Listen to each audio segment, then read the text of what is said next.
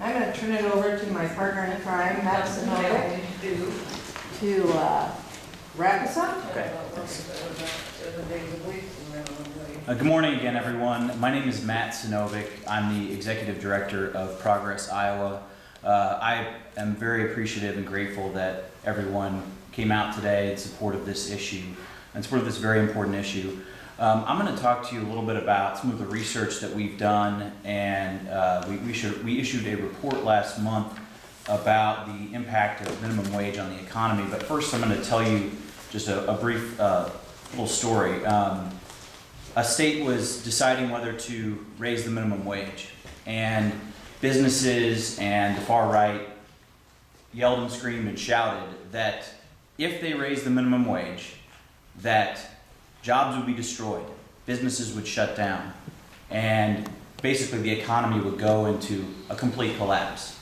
Now, if that sounds familiar, it's because it's the same debate or the same argument that's happened every single time the minimum wage has been raised, and every single time that has not happened. But this one state in particular, Washington State, in 1998, voted not only to raise the minimum wage, but to increase it periodically based on cost of living. So they right now have the highest minimum wage in the country at just over $9 an hour. It's the highest in the country. So what's happened since 1998? Well, the Washington State economy has done very well, and in fact, they have grown jobs at a higher rate than the national rate. So they have seen job increases despite or perhaps because of raising the minimum wage. And in fact, the research that we have seen shows that if we were to raise the minimum wage to $10.10 an hour, we would create 900 new jobs in Iowa. That's 900 additional jobs because we would be paying, because employers would be paying their workers more and honoring the dignity of work. And then those workers would have more money in their pocket to buy products, to buy any number of items. And that money gets pumped directly back into the Iowa economy.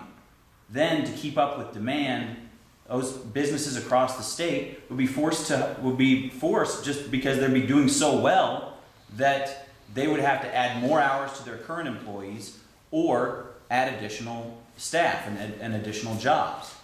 That's what the research bears out, because the historical trends show that when states raise their minimum wage, more often than not, the majority of the time states have raised their minimum wage, jobs have actually increased, not decreased. Also, 300,000 Iowans would receive a pay raise if we raise the minimum wage to $10.10 an hour. That's 300,000 more workers who have more money in their pocket to support Iowa businesses. 600 economists have signed a letter to Congress stating that they want a minimum wage increase because it would be good for our economy. What Mike stated earlier about small businesses benefiting from the minimum wage is also borne out by the research. A group called the Small Business Majority did a survey of small businesses across the country and found that two-thirds of small business owners support raising the minimum wage. And two recent surveys, one by Quinnipiac University and one by the Des Moines Register, show that Iowans support raising the minimum wage by more than 65%. There really isn't a question about whether this is good for the economy or whether the public supports it. So that's why we are standing here declaring that it is time to raise the minimum wage. Now, what our Raise the Wage Iowa Coalition will be doing, as Sue mentioned, is educating folks throughout the spring, summer, and fall. This is going to be a long-term campaign to drive support around this issue, whether it's for legislative action in Des Moines or congressional action in D.C. We want Iowans to know that the many Iowans who support raising the minimum wage to know that there is a voice, and there are organizations, there are small business owners, there are faith leaders, there are low-wage workers out there who are organized on this issue, and there is a place for every Iowan at raisethewageiowa.com to take action and to learn more about this issue. The next major event for our coalition will be on Thursday, May 1st.